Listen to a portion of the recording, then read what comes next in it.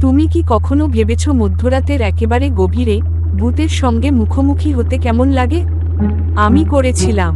আর সেই সাহসী সিদ্ধান্তই আমায় টেনে নিয়ে গিয়েছিল এক অভিশপ্ত রাজবাড়িতে, যেখানে রূপা নামে এক মেয়ের আত্মা আটকে ছিল। প্রথমে ভাবছিলাম এটা শুধু একটা গুজব, কিন্তু যতই গভীরে গিয়েছি ততই খুলেছে একের পর এক লোমহর্ষক রহস্য।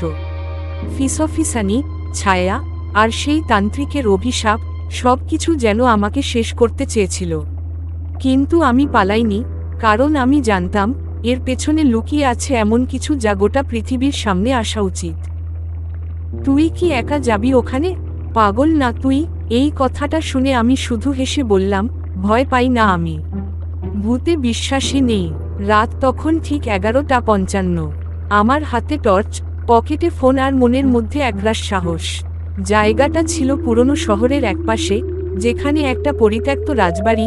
লোকজন বলে ওখানে মধ্যরাতে কান্নার আওয়াজ শোনা যায়। কেউ আবার বলে কারা যেন ছায়ার মতো ঘোরাঘুরি করে। আর আমি চ্যালেঞ্জ নিয়েছিলাম নিজের সঙ্গেই, একটা ঘন্টা একা ভূতের জায়গায়। দেখাই যাক কি হয়। রাজবাড়ির গেটটা পুরনো লোহার, একটুখানি ধাক্কা দিতেই সেটা ক্রিঞ্চ করে খুলে গেল। আমি ভেতরে ঢুকতেই এক অদ্ভুত গন্ধ, যেন অনেক দিনের বাসি ফুল, পচা কাঠ আর ধুলো মিশে একটা মৃত আতর ছড়িয়ে দিয়েছে চারদিকে। হ্যালো, কেউ আছেন? আমি হাঁক দিলাম, কিন্তু উত্তর কেউ দেয় না। কেবল দূরের কোন ঘর থেকে একটা টুপটাপ আওয়াজ। জল পড়ছে নাকি অন্য কিছু? আমি ধীরে ধীরে সিঁড়ি দিয়ে ওপরে উঠছি। পা ফেললেই কাঠের মেঝে কঁকিয়ে ওঠে। আমার বুকের মধ্যে ধুকধুকানি বাড়তে থাকে। এটা কি ভয় নাকি উত্তেজনা? ঘরের এক কোণে একটা আয়না, ধুলোয় ভর্তি, ফাটা ফ্রেম। কিন্তু আমি যেই না পাশে দাঁড়িয়ে নিজেকে দেখতে গেলাম, চোখ পড়ল পেছনে কার ছায়া। আমি চমকে ঘুরলাম, কেউ নেই। এই রে, মনে হয় ভ্রম হচ্ছে, আমি নিজেকে বোঝালাম। কিন্তু ঠিক তখনই তুমি এসেছ। একটা ফিসফিসে কণ্ঠ। আমি স্থির, শ্বাস বন্ধ করে কান পাতি। কেউ যেন আমার কানে কানে কথা বলছে, কিন্তু আমি একা, পুরো একা। একটা ঘর খুলতেই দেখি পুরনো জামাকাপড়, ভাঙা ক্যাবিনেট, আর মেঝেতে ছড়িয়ে ছিটিয়ে পড়ে থাকা ছবি। একটা ছবিতে চোখ আটকে গেল। একটা ছোট মেয়ে, চোখে কালি, ঠোঁটে চাপা হাসি। নিচে লেখা, রূপা, 1971। আমি ভাবলাম, এই মেয়েটাকে। ঠিক তখনই বাতি নিভে গেল। অন্ধকার, একদম পিচ কালো অন্ধকার। আমার টর্চ বন্ধ হয়ে গেছে। ফোনটা বের করলাম, ফ্ল্যাশ অন করতেই দেখি সামনে দাঁড়িয়ে কেউ।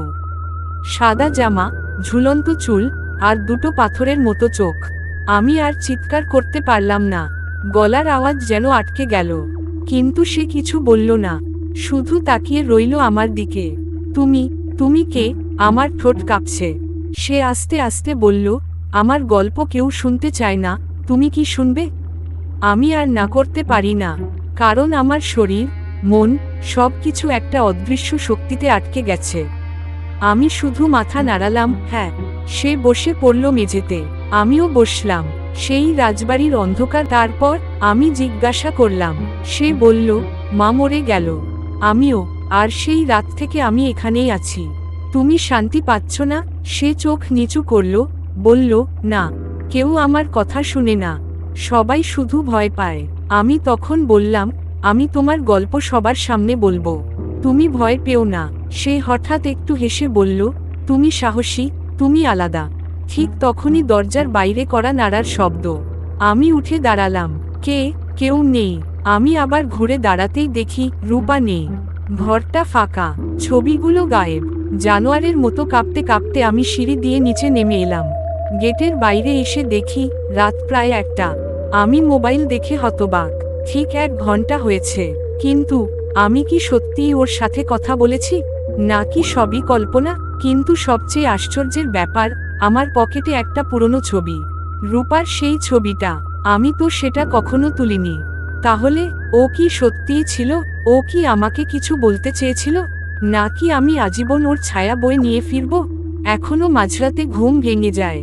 মনে হয় কেউ আমার কানের পাশে ফিসফিস করে বলছে, তুমি কথা দিয়েছিলে, মনে আছে তো?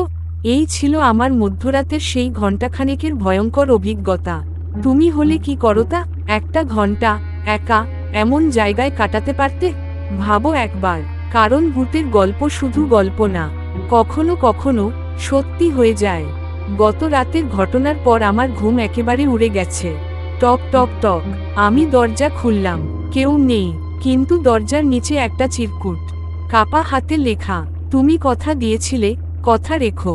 আমি অবাক, এটাকে রেখে গেল রূপা, কিন্তু সে তো। রাত বাড়ছে, আমি চেষ্টা করছি সবকিছু ভুলে যেতে, কিন্তু ঘরের আলো একটার পর একটা টিমটিম করে নিভে যাচ্ছে। ফোনে চার্জ নেই, টর্চে ব্যাটারি নেই, আর জানালার ওপাশে একটা মেয়ের ছায়া, সাদা জামা, ঝুলন্ত চুল। আমি জানলার দিকে এগোতেই গ্লাস ফাটার শব্দ, জানালা নিজে থেকেই খুলে গেল, ঠান্ডা হাওয়া ঢুকলো ঘরে। তুমি কি আমার গল্প বলেছ?